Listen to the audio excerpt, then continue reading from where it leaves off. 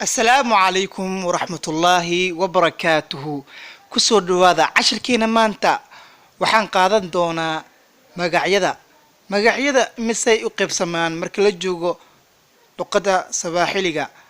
سيدا الأكسون ياي مقاعيدا وحي اقيب سمان سقال مقاعيدود وان قادن دونا إن شاء الله مقاع كوات ايان قادن دونا موا علي رادا كسر هذا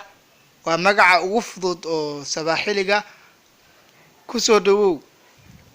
marka doonis inaad ka dhigtid jamac ama wadar inaad ka dhigtid waxaad sameynaysaa sida tan mtoto waxaan rabnaa inaan ka dhigno jamac ama wadar waxaan yeelaynaa waa toto aan leenahay waa toto cunug caruur ngeni wageni martiyo mjomba wajomba abtiyaal mke kwake oriyaal mpishi wapishi kokayaal midka cuntada kariyaa la yiraahdaa mkulima bereley wakulima bereley msichana wasichana gabar gabdho mvulana wavulana wiilal mzee qof ka weyn wazee dad badan oo jamac laga dhigay wazee dadka ka weyn nin watu niman magacan waxa ugu badan dadka waxa jiro kuwa kale aan wadar aan noqon dadka iyo xayawaanka iyo cayayaanka ba way jiraan marka doonaysa inaad sameeysid magacan oo aad dhistid maskax ahaan marka aad sameynaysid waxaad sameynaysaa waa la yiraahdaa horta magacan markaad oo wadar aad ama jamaca ka dhigaysid waxaad sameynaysaa oo isticmaalaysaa sida tan tusaale ahaan mwanafunzi waxaad sameynaysaa mwanafunzi waa mufrad waxaad rabtaa inaad ka dhigtid jamac wadar taas waa jaraysaa waxaad ku daraysaa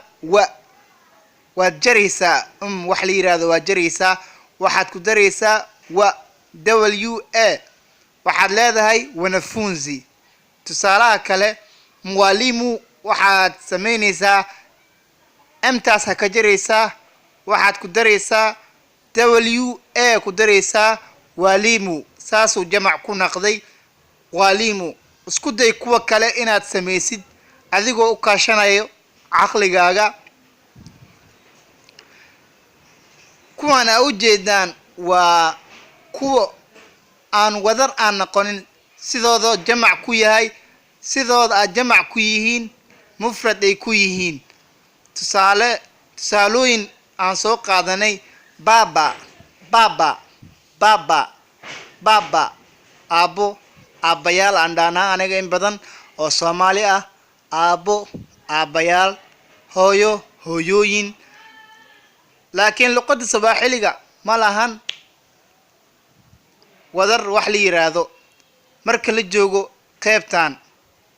mama leeway mama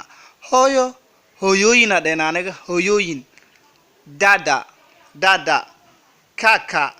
babu nyanya rafiki shangazi marka la joogo magacan waxaad isticmaalaysaa wangu waxaad rabtaa wangu micnaheedu horta waa lahaansho tusaale mwalimu wangu macalinkeyga walimu wangu waa ujeedaan imtaansa ka jaray waxaan ku daray walimu wangu macallimiinteyda mwalimu wangu macallimiinteyda mtoto wangu cunugeyga watoto wangu caruurteyda mjomba wangu abtigeyga wajomba wangu abtiyaalkeyga kuwa kale aan wadar aan noqonin oo sideedu oo wadar ku yihiin ayagana tusaalooyin kale ku qaadan doona insha Allah ta'ala casharka oo soo socda weeyaan kuwa kale oo wadar aan noqonin waa kuwan oo isticmaalaysa ereygani yangu waa lahaansho waxaa jiro Sawaaxiliga oo ereyo fara badan oo lahaanshaha ah waan qaadan doona insha Allah yangu waa lahaansho tusaale wuxuu ku siinayaa kuwa kale oo magac oo wadar aan noqonin tusaale wuxuu ku siinayaa mama yangu hooyadeyda baba yangu aabaheyga babu yangu awowgeyga shangazi yangu eedadeyda ama habaryarteyda iyo wixii kale la mid ah waad sameyn kartaa adigoo isticmaalaya buuga qalinkaaga soo qaadanayo oo isku dayayso hooyadeyda kuwaan waxaa loo isticmaalaa yangu kuwa kale waxaa loo isticmaalaa wangu hadaba la soo cashirka kuwan ay u jeedid waa maziyozi waa layli kuwaan soo socda wadar ka dhig ama jamac ka dhig mzungu mwafrika mumu mjerumani mwanamume mwanamke kuwana ujeedaan waxaa ka dhigtaa